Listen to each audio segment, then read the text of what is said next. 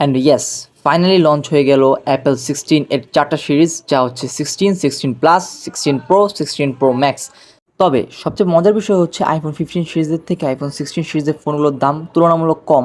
এছাড়াও ডিসপ্লেতে রয়েছে বড় ধরনের আপডেট, ম্যাক্সিমাম ব্রাইটনেস 2000 নিটস থেকে একদম সর্বনিম্ন 1 নিট পর্যন্ত যাওয়া সম্ভব, যার ফলে কম আলোতেও ফোন খুব স্বাচ্ছন্দ্যের সাথে ব্যবহার করা যাবে। রয়েছে এআই অর্থাৎ অ্যাপেল ইন্টেলিজেন্স সহ নতুন সব বিভিন্ন ধরনের ফিচার। সবার আগে আসা যাক 16 এবং 16 প্লাসের কালারগুলো নিয়ে।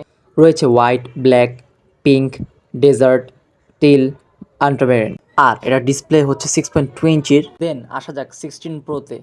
এই ফোনটা একটা স্পেশাল বাটন আছে, যাকে বলা হয় প্রেশার সেন্সিটিভ বাটন এবং টাচ সেন্সিটিভ বাটন।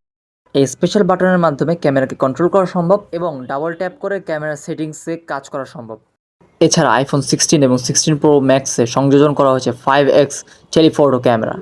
এখন সময় অ্যাপেল ইন্টেলিজেন্স নিয়ে কথা বলার। আরও সবচেয়ে মজার বিষয় হচ্ছে অ্যাপেল ইন্টেলিজেন্স থাকার কারণে কোনো বড় প্যারাগ্রাফকে সামারাইজ করে কারো কাছে পাঠানো সম্ভব, নিজের কাছেও রাখা সম্ভব এবং ইনফর্মাল লেটারকে ফর্মাল এবং ফর্মাল লেটারকে ইনফর্মাল সহ ফ্রেন্ডলি ইমেলও পাঠানো সম্ভব। ফোনে নোটিফিকেশন বারে যদি কোনো ইমেল থাকে তাহলে সহজেই তা সামারাইজ করে দেবে এই অ্যাপেল ইন্টেলিজেন্স।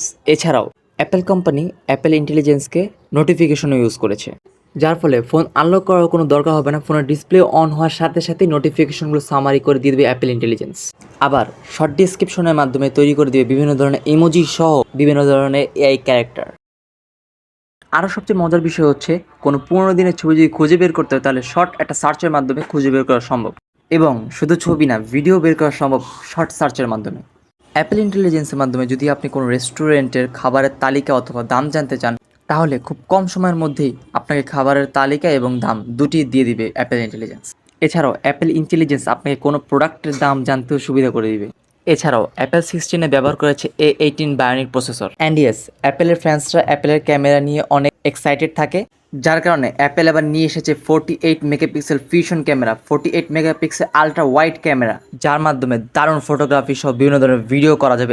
সবচেয়ে মজার বিষয় হচ্ছে রিসেন্টলি দ্য উইকেন্ডের একটা মিউজিক ভিডিও 16 প্রো দিয়ে শ্যুট করা হয়েছে। অ্যাপেল কখনোই তার ফ্যান নিরাশ করে না ক্যামেরা দিয়ে, আর এই জন্য নিয়ে এসেছে 4K রেজলিউশনে 120 FPS এ স্লো মোতে, তাও আবার ভিডিও শুটিংয়ের সুবিধা। এছাড়াও জোস প্রসেসর হওয়ার কারণে অ্যাপেলে গেমিং করা যাবে খুব স্বাচ্ছন্দ্যের সাথে।